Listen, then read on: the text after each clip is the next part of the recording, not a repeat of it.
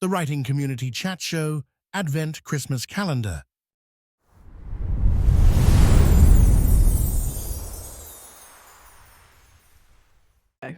Yeah. Yeah. Definitely. Halo says, how can hearing people best help the deaf community in public parties? Great question.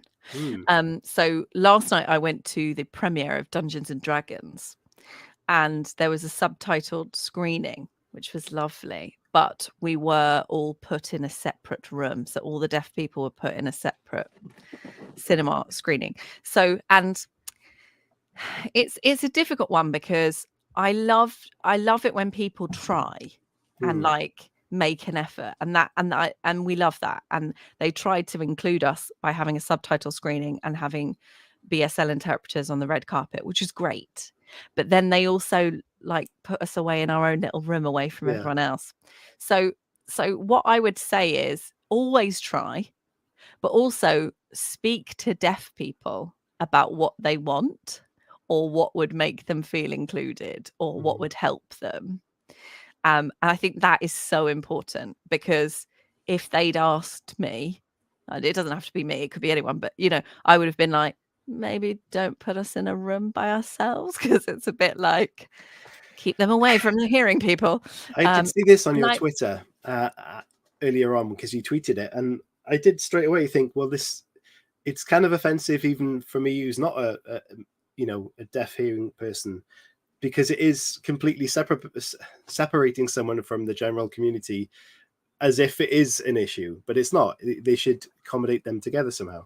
And it's hard, because I don't want to be like, because it is so great that they made it accessible and invited deaf people, and it wasn't like, there's not like a deaf character in the film. I know they are promoting diversity as part of the marketing campaign, hence it, but so I don't want to like slate them, because they did do that. But then I can understand them having a conversation and being like, well, let's put them in a screening room, because then that can be the subtitled room, and not actually thinking, actually, if we invite people and then usher them all off to the corner, that might feel a bit weird for them. Definitely, so I can, I can see how it happened, but I think if they asked a deaf person, maybe they would have avoided that. So I would say helping the deaf community by speaking to us and listening to us, even though that sounds ironic because sometimes we can't hear you. But I think also at public parties, public spaces and parties, having a BSL interpreter, which is British Sign Language, but also having captioning,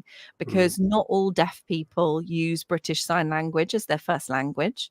So there are 12 million people with some form of hearing loss and deafness in the UK. So that is the UK alone, right? So that's a lot of people. That's 1 in 5. And there's about 100,000. This is a approximation, because I can't remember the exact amount, that use BSL as a first language. So it is important to represent BSL, but also it's important to caption and subtitle for all those other people. And also subtitles are useful if English isn't your first language, if you're neurodivergent, and you find certain situations overwhelming, for example, or you have sound sensitivity like I do, as long as with my deafness, there are so many ways that captions can be useful. And then also because we hear about those ones a lot, but thinking about the setup of the space is really important. So is it in a room that it has acoustic padding? Yeah. So soft furnishings absorb sound. So we know this in the like kind of audio and podcasting world, because we have to like put soft furnishings all over the rooms we record in, so the sound sounds nice. But at an event, if you've got a high ceiling and that like industrial cool look, which is cool, it means that sound's going to bounce around. So if there's lots of people talking, it's going to sound even louder because all that sound is bouncing everywhere. Also having good lighting, so people like me can lip read, because I lip read as well. And things like not standing in front of a window with the sun behind you, because you're going to be silhouetted and I won't be able to read your lips. So there's just lots of little practical things that you can do. There's obviously lot more info in the book, but even something like if you're building your own restaurant or party space or bar, you can think about acoustics when you're building. So you can start it right from the beginning. But if you do have your own space or you're buying somewhere, like cushions really help, and they look nice. And curtains and sectioning off little areas is really nice. So if you have like, and that's just not just useful for deaf people as well, but if you have a little breakout quiet space where someone can go if they're feeling like overwhelmed or whatever, that's always really useful too. Fantastic. Thanks for that question. We've got 2 more if we can squeeze them in quickly. Anya says, who are some of your favorite stand-up comedians? Such a hard question. I like very varied stand-up. So I love Sarah Silverman. And she's an American comedian. I love Margaret Cho.